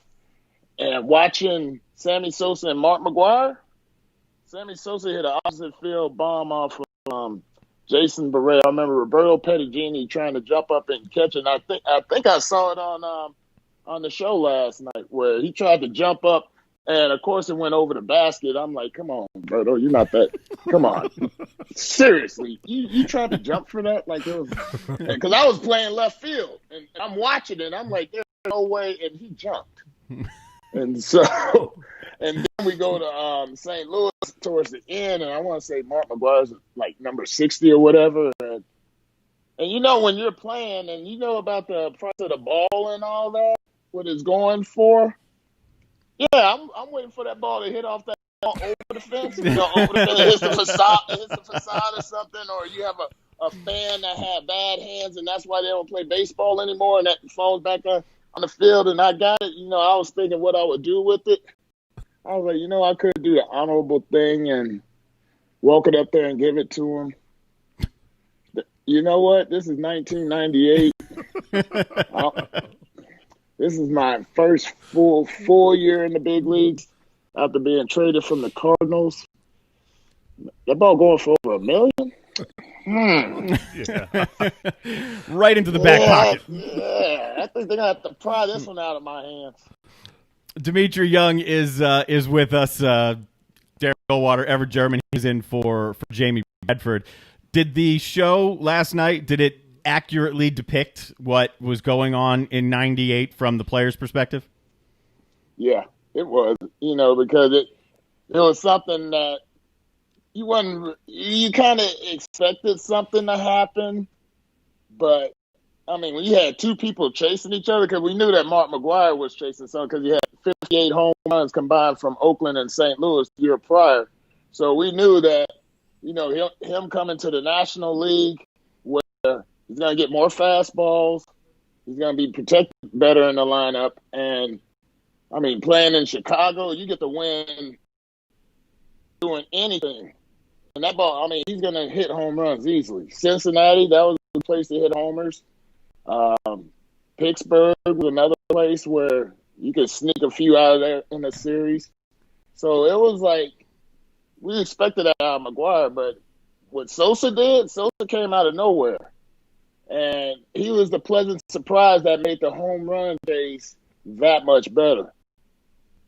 Dimitri, when you mentioned this is year one or year two for you, all this is going on, I'm sure you probably like a sponge just want to soak up as much information from the veterans. And as we know in life, Dimitri, you always got haters, you got naysayers.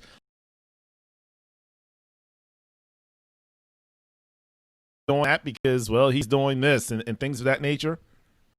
Could you repeat the last part of that question? Yeah, please? just in the clubhouse where there are guys are kind of maybe questioning how Sammy was able to just burst on the scene, especially when you look at him physically. Was there just talk about maybe some illegal things going on that help aid these guys in their home run pursuit? You know what? Back then, when somebody may have had a little help per se, you know what? It wasn't a thing that was frowned upon back then. There was kind of common knowledge who did it and who didn't. We would probably say, hey, that guy, blah, blah, blah. And, it was no big deal. It was like, for me, it was like, man, I don't need that. Gotcha. That was just me personally. We didn't crucify that person or say you're a cheater. That wasn't until, Major League Baseball and Congress got involved where all of a sudden, now the guys they're paying attention to what's going on with the steroids because it started with Jose Canseco coming out and saying that, it runs rampant in the game.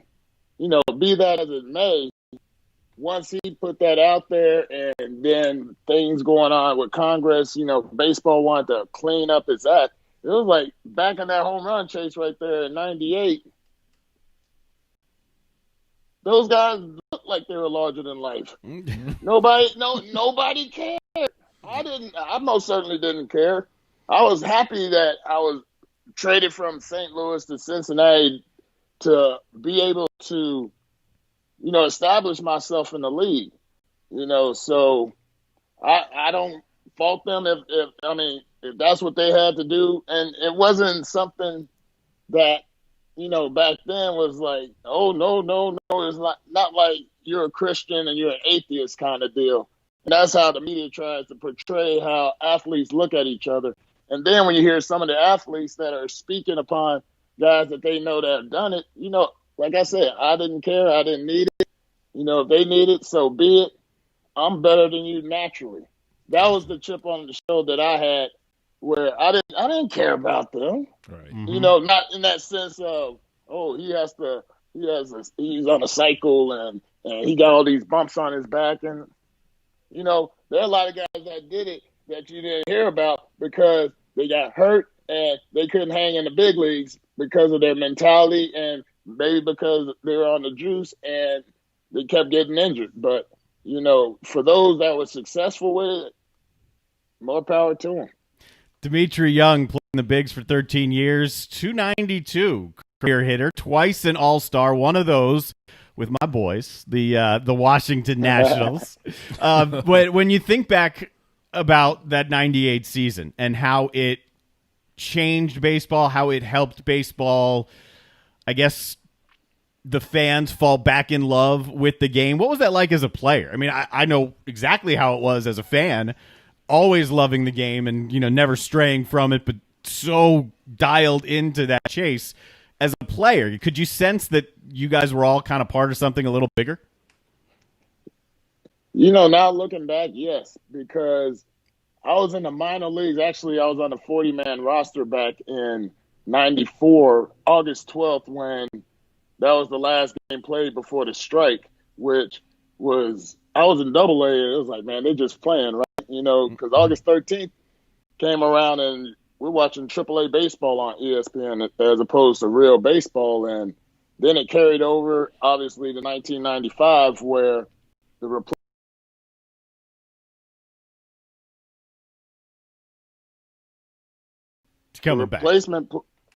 Yes. Huh? You broke up there for 1 second. But you're back now, so you're good. So the replacement players. Okay. Yeah. Yeah, the replacement players back in 95. And what the Cardinals did was, for the guys that weren't protected under the 40-man roster, everybody else was free game. They would go to those players and tell them that if you want to be a replacement player and perhaps crack the opening day roster, if we don't have this strike figured out, you can do it, or we'll release you. And so these guys they had an ultimatum. They had a gun to their head. You either gonna cross, because they weren't protected by the Players Association. You see how powerful the union is. Right. Well, it doesn't the rest of the minor leaguers, especially those that are kind of older and things of that nature. So it's like these guys were like, okay, $30,000 that I wasn't going to get anyway, perhaps play in the big leagues, albeit as a replacement player. And so I watched it from that standpoint, and then the Cardinals just pretty much wiped out everybody at the end of the year. And from that standpoint, that's when I watched all the black players leave the St. Louis Cardinals organization. And so now watching everything that's going on now, in the future, what going on with the union is still as powerful as ever. And the reason why the union is strong is because we stood up for a lot of things that the owners own the media too. So they always crying that they're broke. They're crying that they can't afford certain things. It's like, if you couldn't afford, why are you paying for all this stuff? Why do you have a team? Because the pay scale is always, the owner's going to be here, the player's going to be here. The owners make more, the players are going to make more. So I'm kind of against when I hear people talk about baseball players being greedy. It's like, we have a strong union. Now, Blake Snell, he could have reworded that a little bit different. We all got the point. But I understand that, pleading your case during the pandemic really isn't a good time to say money issues, especially when people are getting laid off, people getting sick and dying, and now we're protesting. I mean, we got a lot of things that are going on in this nation where not necessarily athlete be quiet, but let's just be mindful of those who are listening. Right.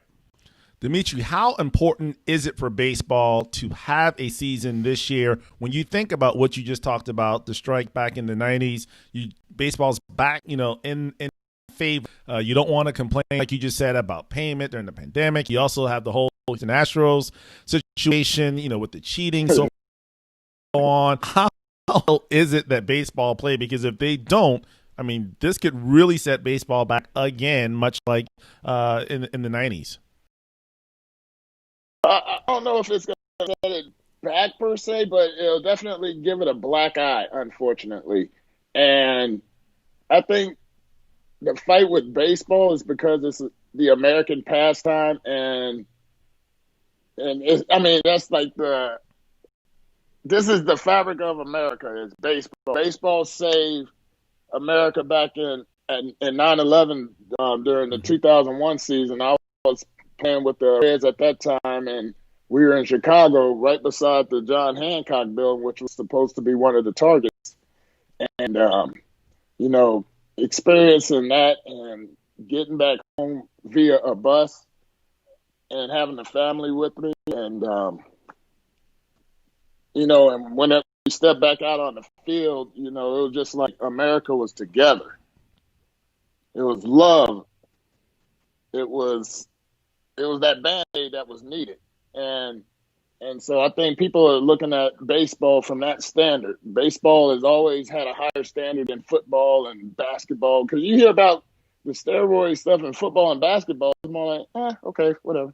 Baseball is like, oh my goodness. So, theoretically, you want both sides to get everything together and get it right. And I'm always going to be I'm going to always defend the players, because, one, the owner side's never going to hire me, so I don't have to speak for them. So you'll never see me with an organization or anything like that. But I'm always speaking for the players, because I work with amateur baseball players, coach in high school, and then at Oaks Christian out here in California, and then I do the Breakthrough Series and the Hank Aaron Invitational for Major League Baseball and the Players Association. And so I'm educating them on, what's going on and what side that you're going to be on. I said, once you're drafted, you're going to be on that player side. So understand the owners are trying to take from you, and the player side is trying to keep everything and try and get a little more as the pay scale goes up. So I'm trying to educate them as well as also life skills through baseball. So watching everything go on here and hearing Rob Manfred has been pretty damn good as a commissioner. He's been very active, interactive, and he's trying to mend the fences. But at the same time, you have Tony Clark, who's a former player, smart as can be. Oh, I've been around him many a times. And he understands what happened in the strike in 94 and almost another work stoppage, later on. And then dealing with this along with the pandemic, we know as the players that the owners, you give them an inch, they're going to take a foot. And we're not able to get that back. So we have to hold our ground. And if anybody that works in a business and understands having a union and fighting for yours, they will understand what the players are going through. It's just a different scale, a higher pay, and they're looking at the high pay contracts. They're not player 15 through 25 who I just made to the big leagues. I'm happy. Or the guy that leaves with the team, they go play, like, let's say for the Nationals, for instance, they're going to open up at home, but they're going to go to, let's say, they'll go play in, where's their AAA now? Is it Syracuse still? No, they moved their AAA last year. They had to go out to, was it Vegas? No, Fresno. So it did. Why No, right. It didn't work out well. So anyone that they wanted to, have available to them, they had them in AA Harrisburg. Oh my goodness, that's right, in Harrisburg. So let's say that they go to Harrisburg, and the next thing you know, they tell you that we just traded for this guy here. We're gonna need your roster spot. We took the car off the truck already, and we're going to ship it to Fresno. So you're going to play in this game here, but you're going to fly out immediately, and you're going to meet the team in Fresno for their opener in AAA. Meanwhile, you have wife and kid. They're already in Washington getting the place set up and things like that, and then you get that news. It's more than just the player that's getting screwed in this situation. It's the family, and that's a lot of stuff that the people don't know about, because they just look at the people that are making money, not everybody else. So, I just wanted to explain that, so when people, before they get on the high horse talking about baseball players being overpaid. Oh, by the way, we play 162 games too. Yeah, right.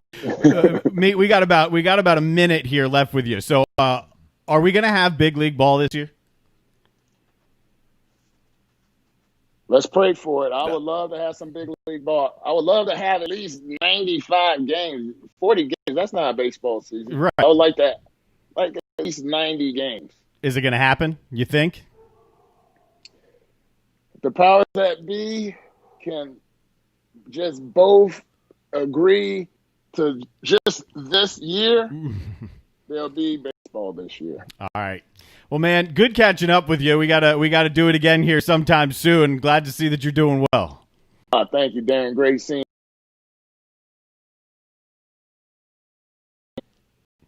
That is some pretty cool stories. I really liked the story he gave about hitting behind McGuire just in BP. I mean, all right, rookie, like you got to do this now. It's kind of like everybody just leaves. McGuire, like, hey, what about me? You know, but yeah, it sounds like he's a great guy, and you know, I remember him being fiery, and you know, maybe that's why he won't get hired by management. But nah, just a good guy, and it was nice chatting with him. Absolutely. All right, so we appreciate Dimitri for his time, and I'll definitely catch up with him again. Like I said, I met him about a year ago or so when we were out in San Diego doing a game together. So appreciate you, sitting in here for the day, and we'll have you back again on Thursday. Sounds like a plan. You and Jeff have fun tomorrow. We will make it work. Get your little cornhole board set up in here, and maybe he can coach you through what he's learned over the last 2 months. That's a good idea. Yeah. I mean, take the show outside, man. Set the boards up on the sidewalk. That's the cool thing about this show, this setup. Yeah. Take it anywhere. Exactly. There's there's two things that are actually plugged into power with everything that we're doing here. And it's called a power strip and an extension cord, and that's it. You'll be good to go. That's it. That's, technology is amazing. Like that camera that you're watching us because my iPhone is right there. It's right there. No cameraman needed. Boom. That's our end of show music. Appreciate the time. Yeah. Appreciate Dimitri Young for joining us. Anthony Johnson as well, if you missed that. That was back in the opening hour. Had some really good in-depth thoughts on the NBA, whether they're going to play, the issues that they're facing, and trying to figure out how to balance all of those. So encourage you to go back and either watch or listen to that. So for Everett German, for those two guys, I'm Darren Goldwater. Have a wonderful Monday afternoon. It's a little cooler out there in Charleston. Actually today. feels good. Yeah, so it's nice. So get out there, do some social distancing outdoors, and not sweat to death. Yeah. Or at the pond. But the nature videos. At the pool for the nature videos Right. with the alligator. All right, we will talk to you tomorrow on the Podbean app and video-wise all over the place. Have a good one.